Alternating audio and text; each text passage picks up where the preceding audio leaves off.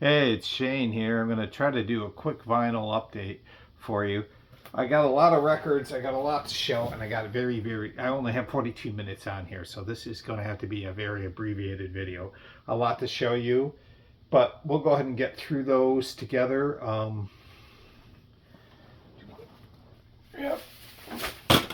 Sorry, I had to grab another box of CDs. I'm just going to go by way of where I picked these up at. I think that's the best way to do it. It's just to go by the way in which I picked where I grabbed these from. Store by store, I think, is probably the best way to do this. Oh, you're seeing the videos. So much for the surprise, huh?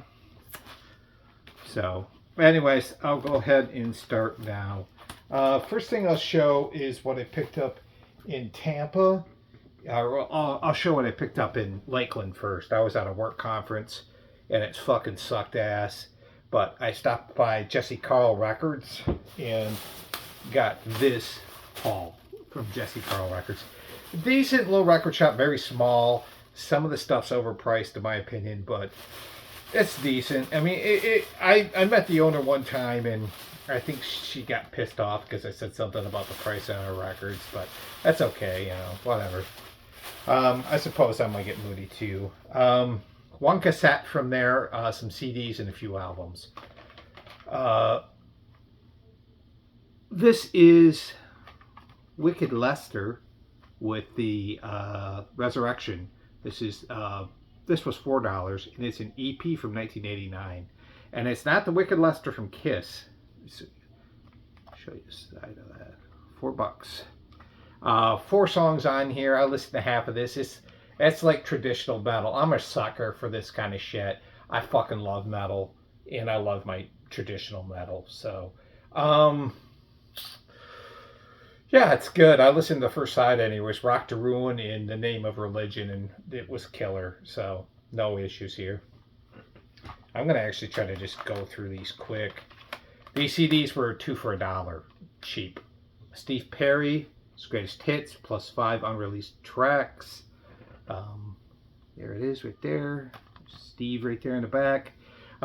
Greatest hits compilation of his solo stuff, which I really don't know outside of the first album, which I had. What was that? Foolish Heart or Street Talk?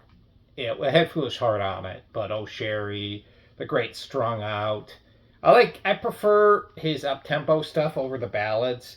It's a pretty good ballad on here called I Stand Alone, which I think is decent, but a lot of stuff is getting into like adult contemporary, and I'm not fucking down with that, but whatever. So,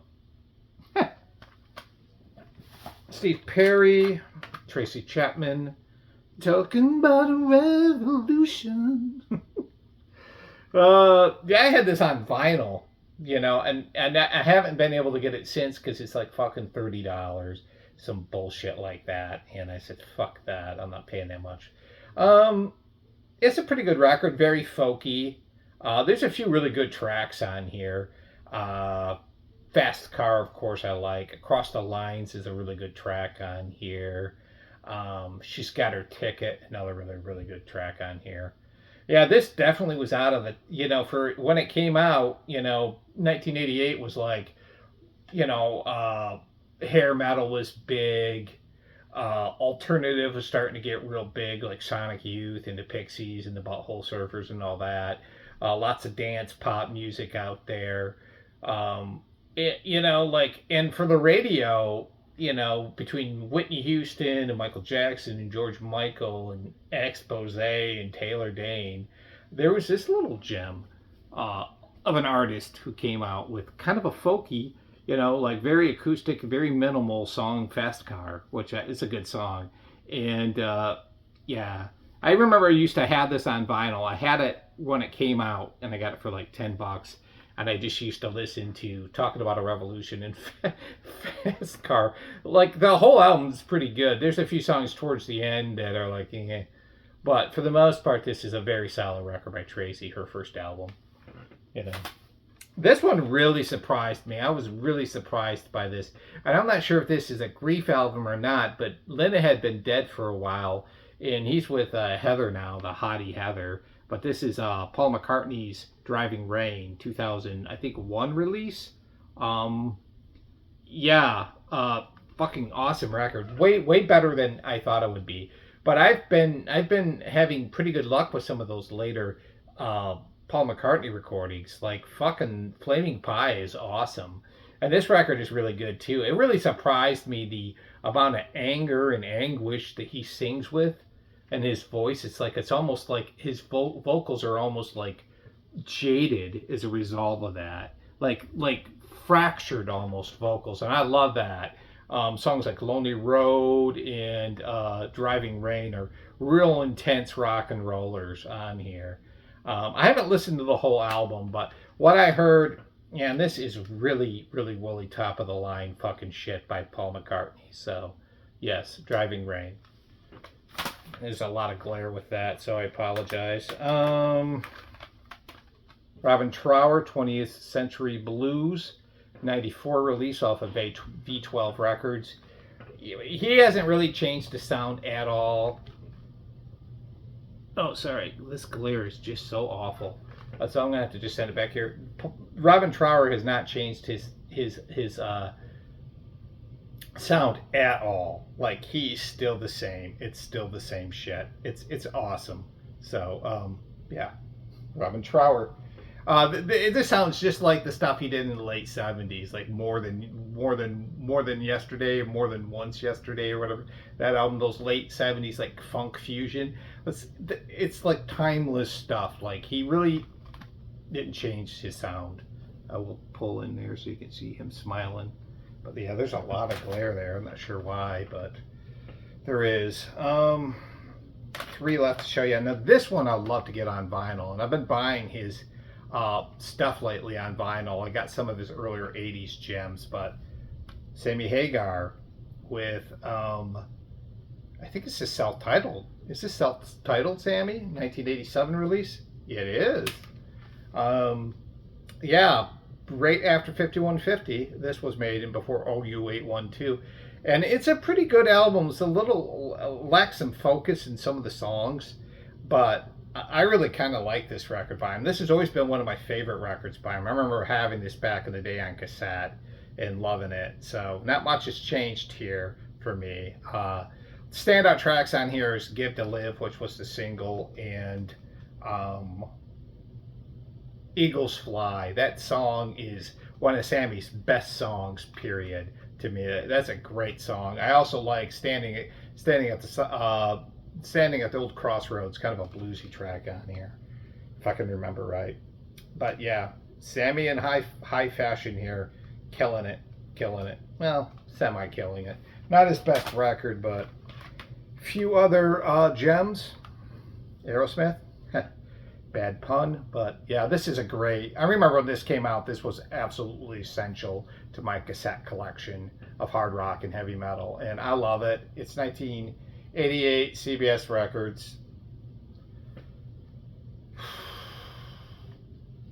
These are kind of deeper tracks, like Lickin' a Promise, Rats in the Cellar, Chip Away at the Stone, No Surprise, Round and Round, Nobody's Fault, Lord of the Flies. That kind of Critical Mass. Lots of great songs on here. The only song on here I'd say is not a deep track or a more obscure song is Train Kept a Rollin'. But, you know, I like their version. I don't love it, but yeah, good stuff, Aerosmith. And last but not least, with the CDs that I picked up from Jesse Carl Records, Free for All, The Nuge. Yeah, love The Nuge. Gotta love it. Second album by him, 1976 release off of CBS. Derek St. Holmes is out. Meatloaf is in for a few tracks. I think he sings on Street Rats. This is a killer album for him. Even with St. Holmes' departure, man, this is just fucking great songs on here. Dog Eat Dog. Writing on the Wall is terrific. The title track, Free for All. I Love You, So I Told You a Lie. That song cracks me up. Classic Nuge. I have this on vinyl. I'll definitely selling. These CDs I'm definitely selling. 3 albums I picked up from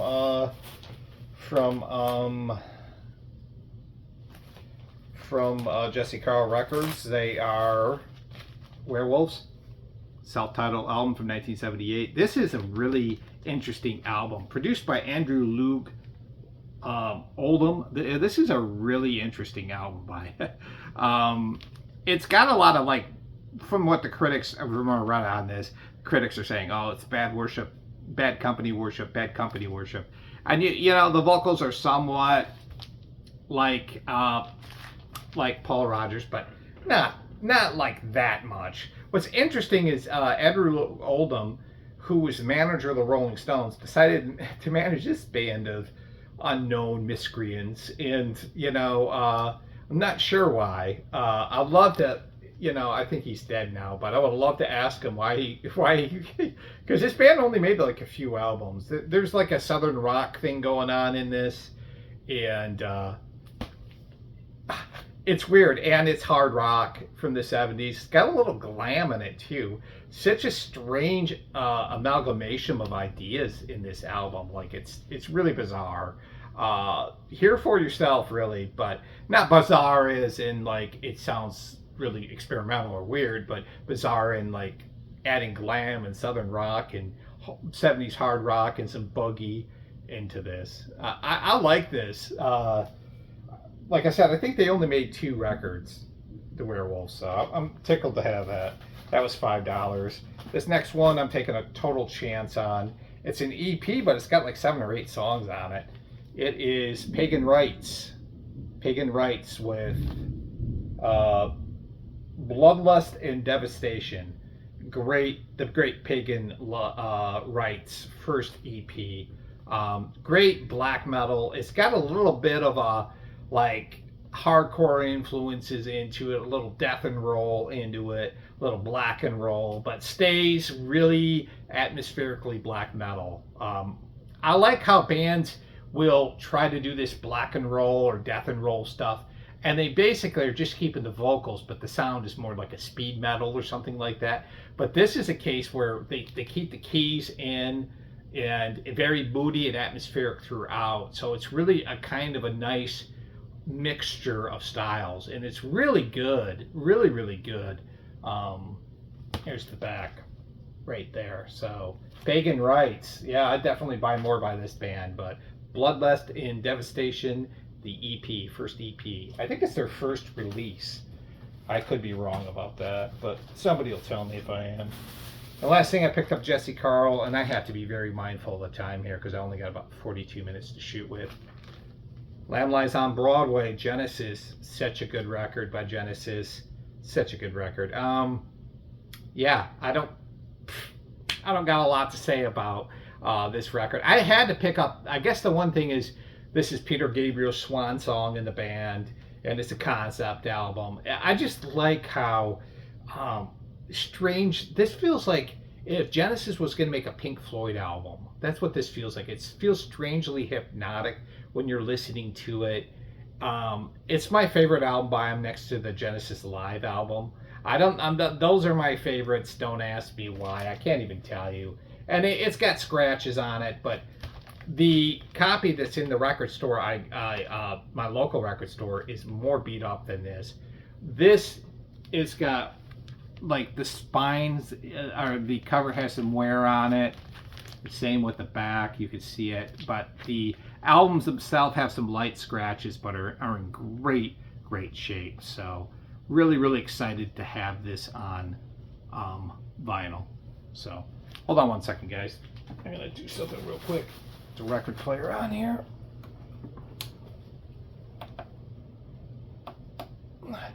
Had to turn that off, sorry. I had my record player on. So yeah, that was it for my pickups in Jesse Carl Records. I'm going to go straight to what I picked up over the Saturday, what I picked up Saturday at All Ages, or at Jerk Dog, I should say. I think go to All Ages is in England, I wish. But these are the things I picked up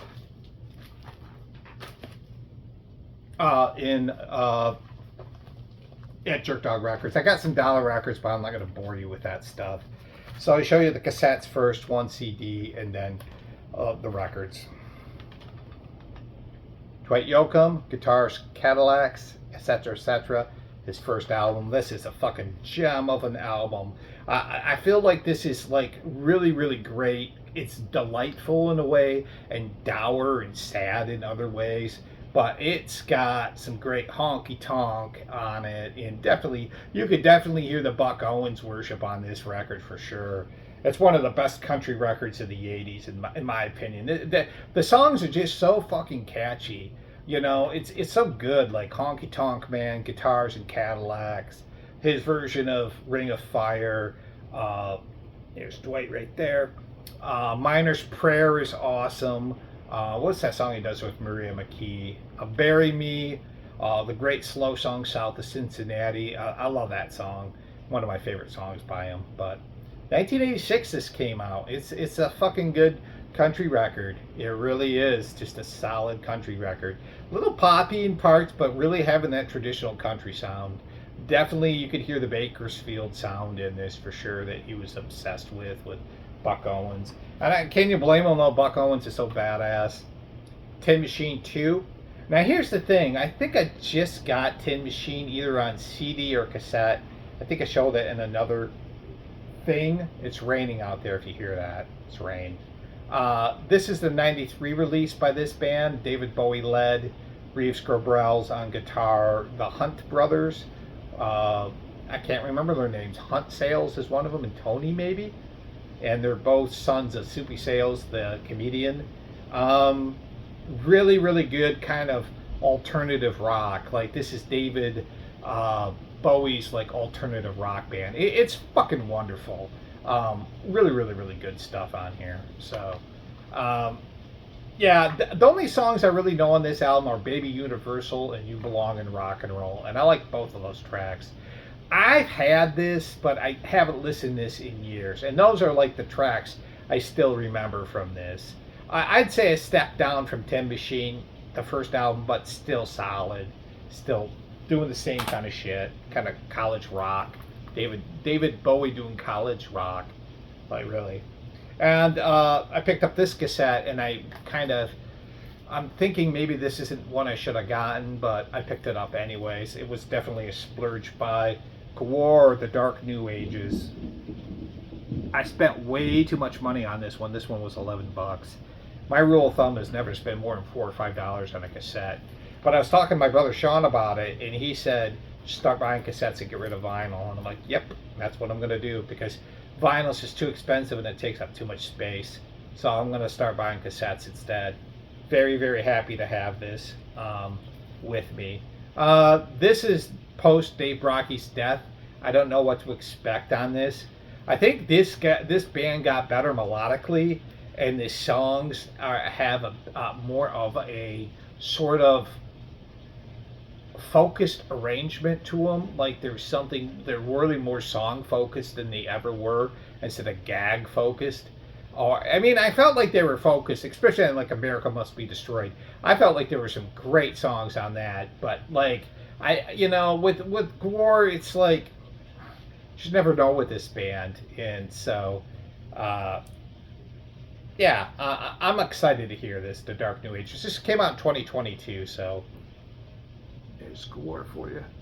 So yeah, and then the back it's got kind of a colored vinyl, cool. So taking my chances on it, and we'll see what happens. The Dills. Yes, this is a compilation of studio and live performances. There's a ton of songs on here. Radiation reissue. I have like a Dills on vinyl. I didn't really need this. I'll show you the back.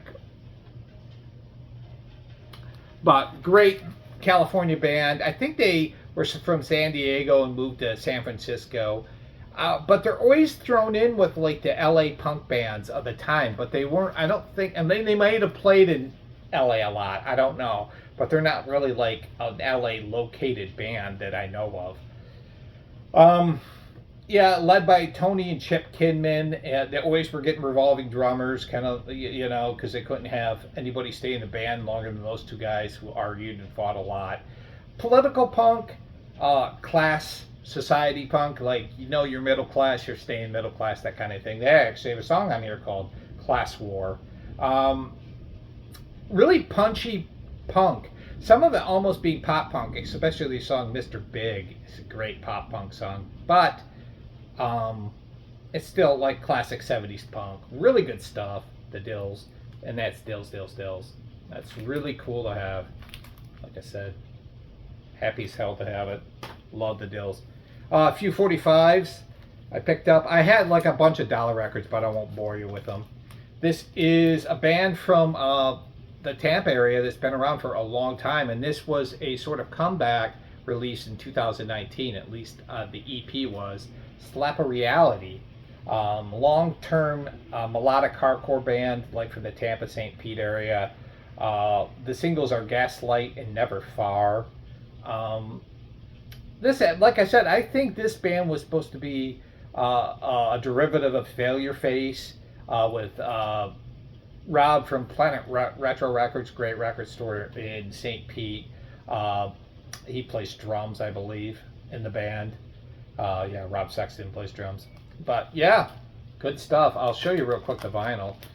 Although I'm like being so mindful of the fucking time because it's, you know, really cool. Really cool. This is the fastest I've went through records. I'm just pounding through this shit today.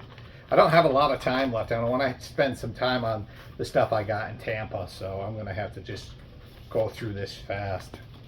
So Slap a Reality, melodic hardcore. I said for the 10th fucking thousandth time. Can't wait to spin this later, and I'm sure I'm going to love it.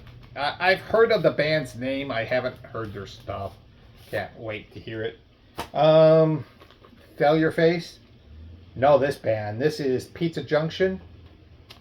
Live at Junction Pizza. Or Junction Pizza. I'm sorry. Did I say Pizza Junction? Junction Pizza. Failure Face was another hardcore band from the St. Pete, Tampa area that came out in the 90s. And I liked their like style. Very noisy, more pulverizing, kind of a more brutal in your face hardcore. And I really like this. This band recorded this in 1995 live on April 14th off of Roach and Roll Records. And it's pressed on this gorgeous vinyl, like orange vinyl or maroon vinyl. You could see it. I don't want to pull it all out. Well, fuck it.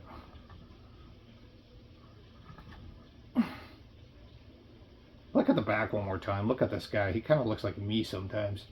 Me and my fucking grumpy ex-stepbrother who's passed away now named Mike. We lovingly refer to him as Porno. Part of the reason he stopped talking to us. But yeah, Failure Face, Junction Pizza. All right. So let's get into it. I want to get this done. Sorry this is taking, well, it's not taking that long. I think we're rolling through this fast. I got a bunch of dollar records, but these are the more high-priced records, 10 to 26 records I got. Killed by Death. This is a compilation. This one was $10. Killed by Death 1, 2, 3, 4. I don't know what this is. I don't know if this is a compilation of the first 4 records, or this is just the best of compilation. But I have like Killed by Death 21. They made a shit ton of these records. Punk rock compilation from the 80s, I believe, when these came out, or 90s maybe, late 80s, 90s. This came out. All these bands on here, I haven't heard of a fucking single one of these. Low Numbers, Pressure Drop, Pure Product, the Reds, the Softies, the Freshmans, the Jelly Babies, Neville Wanker and the Punters, Erstats, the Defendants. I don't know any of these bands, so this will be a good kind of intro into this. This is really good. Sort of roots rock. This is Billy Bacon in the Forbidden Pigs with The Other Side of Meat. This came out in 1995. I want to say this is their second release by Billy Bacon. Released off of Triple X Records. And let me show you that real quick. You see that Triple X right there? You think Triple X, you're thinking the same thing I'm thinking, like Jane's Addiction. And this is not Jane's Addiction. This is like roots rock Americana. music that it's basically rockabilly mixed with like kind of a Tex-Mex kind of, kind of thing. It's really strange but wonderfully well executed. And there's, let's see, Joe Walsh is on here, Candy Kane, Chris Gaffney, Dave Alvin, Lee Jeffries all do some guest appearances on here. Yeah, this is quite good. I just took a chance on it, and I'm glad I did. Billy Bacon and the Forbidden Pigs, The Other Side of Meat. I love that title. This record was gifted to me, and it would have been like 20 some bucks, but I guess it's flat on one side, but I got it. I don't care. Volume 2, Sleep. So this was recorded live in '92. This EP that's got Lord of this World, The Druid, and Nain's Baptism on here, and it's on black vinyl. I see the sort of it does got like a sort of bent down thing. I'm gonna play it tomorrow to see if it plays on my vinyl. Otherwise, I'm just gonna hang it up as a keepsake. I got this for free. Like one side was totally warped. Doug said that it played fine on his record player, so it's like getting a free record. And I've been wanting to get some Sleep stuff. I've just been waiting and waiting and waiting for what the fuck, I don't know, but yeah. Swedish hardcore here with Scamflack. This is the title of the album down here. This came out this year. I'm not even gonna try to pronounce it. Read it down there, whatever. 2024 release for Scamflack from Sweden. Awesome hardcore. I like that. It's really got kind of a nice melodic, sort of almost thrash elements to it. Way more like there's a lot of harmonizing in it, and it's catchy as fuck, but it's still hardcore, so it's really an interesting thing that they're doing. But Swedes are known for their melodicism, so this isn't too surprising. I'm not sure how many records Scamflack has made. I'm not sure if I even like the name Scamflack, but it's free. So yeah, so Sinka a la Klokor for Midnight is the name of the album, and just released this year, so I'm excited to get this spun. And last but not least, and this was the last thing I picked up at Jerk Dog Records, and then we're going to get into the stuff I picked up in Tampa, and I'm going to have to fly through that. But this is Pantera with Vulgar Display of Power. And this one was kind of really like almost an impulse buy. I was up in Tampa, not this weekend, but last weekend, the prior weekend. And man, I should have fucking picked it up when I had the fucking chance. I had a chance to get Cowboys from Hell, and I didn't. But Pantera, for some reason, has been on my brain. The owner of the store here does not like Pantera, which is okay. I was at first like, what? You don't like Pantera? What? Like, everybody fucking loves Pantera, right? No, I guess not. I assumed everybody liked Pantera. Man, I fucking love this band. This is their second, not studio album, but second transitional album away from that power metal stuff they were doing in the 80s, and the follow-up to Cowboy from Hell. So this is much more polarizing and thrashy and just badass. And, even their slow song on here, This Love, it's pulverizing and menacing. It's brutal. I love it. Walk, Fucking Hostile, Rise, Hollow. I mean, all the classic Pantera. This feels so good to have this on vinyl.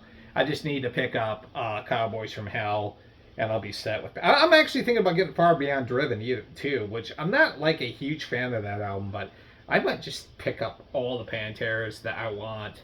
I might even get the Great Southern, was it Trendkill or whatever that album is? I might get that album too. I've been really in the mood for Pantera for some reason. Got 2 more cassettes and a CD. The cassettes I got from Steelworker Records, the best fucking record store I've ever been to. period. It's not the best like quality wise, but it's the best for how I feel when I'm in there. And I love this store. And I picked up a few cassettes, and I want to spend some time with the vinyl. This is Perone, and this is a demo from 2019. Perone is from Sweden or Norway or the Netherlands, one of those countries. And very, very young, and adding elements of grindcore and thrash into hardcore, basically. 4 songs, demo. I love demos. I'm a sucker for this shit. Love demos, so can't wait to sit down and listen to this. It'll take me a whole 8 minutes. This is one of the best finds I got, and I spent a lot on this for a cassette, but fuck it. This I didn't know anything about and bought it and was happy to, and I guess this is pressed 45 of 50. Like I don't care about that shit, but this is Lung Knots with Golden Dirges, Molten Larynges on the I forget what it's on. This is awesome black metal, elements of ambient and noise, experimental noise into black metal. It's not death metal. Like the guy told me, he's like, oh, it's good death metal. I'm like, this is not death metal. So full length album from Lung Knots. This is so good. I want to say I think Lung Knots is from Russia. Somebody will tell me if I'm wrong about this, but yeah, this is. I would definitely buy more by this group or this project for sure. This was really fucking good. I've already listened to it and I was like, oh, this is awesome. So Lung Knots with Molten Larynges. Golden Dirges, Molten Larynges. Sounds gross to me. And one more CD before I get into the vinyl. I'm going to have to dip quick on this. This one was at Mojo's, and I spent $10 on this, but this covers basically 6 of their albums. And there wasn't a more important band that came out during their time as far as how they influenced a particular music style than the Kingston Trio. And this is their classic albums, 9 classic albums. These are all albums from 60 to like 63. And they used to pump out 2 or 3 albums a year. The Kingston Trio was really significant because they were the ones who really popularized folk music and had hit after hit on the radio. Like Tom Dooley was a big hit, and Where Have All the Flowers Gone? I mean, just great songs by them. Really good, infectious vocals, but very poppy, but very folky at the same time. Yeah, really heavy. Look at all that shit on there. This one was $10. You can see it right there. $9.99. I was fucking tickled to get this. I've been meaning to get that. It was like $15. I'm like, I'll wait, see if they price it down, and they did. The vinyl, got a handful of vinyl here. We'll go through this quick. These are anywhere. I'm not going to even show the dollar records, even though I got some really good dollar records from there. This is going to go into $3 and above. Angel without, or is this Angel? Yeah, Live Without a Net. 1977 release by Angel. Double album. This is good. I already listened to about half of this. 20th Century Foxes is great. They do a cover of All the Young Dudes. Nice cover of a nice live version of Tower on here. Over and Over is great. This is just killer hard rock with some progressive tendencies. This band was fascinating to me, that they would wear all white and would still rock like a hard rock band. One of my favorite hard rock bands from the 70s, them and the Stars. I like vacillate between which ones I like more, as far as more of the obscure band hard rock bands or less known hard rock bands. I mean, most people know who Angel is, but like the ones that aren't known as well as like Van Halen and this is my favorite of the, I guess, second tier hard rock acts. Them and Stars, like I'm kind of like go back and forth between them. That's $3 for that. I was happy to get that. This is the classic film scores of Nicholas Roska. This is Rosa. This is $4. This is fan-fucking-tastic. All these different movies that he scored: Double Indemnity, Knights of the Round Table, The Four Feathers, the amazing scored Jungle Book, which is fucking awesome. Double Indemnity, like I said, The Red House, Thief of Baghdad, Ivanhoe, Spellbound, list goes on and on and on. It's classical film music, you know, like classical music, but it's a film scores, that kind of stuff from the 40s and 50s and 30s probably. It's awesome. This guy is one of the premier film composers of his time. So as soon as I saw it, I said I had to get it. So yes, the classic film scores of Miklos Rosa. I think he's American too. I think he was born here. This has got some issues with it, but I got it anyways. Wasp live in the raw. Live in the Raw, 1987 release. Had this back in the day, not on vinyl. This was probably something I had on cassette. I don't think I've ever had this on vinyl. You can see it's got some issues down here, but the record itself has got scratches, but I'm gonna give it a shot anyways. It's not completely beat up, but I listened to this, and I was listening to this on YouTube. Man, this is fucking killer. I forgot how good these guys were live.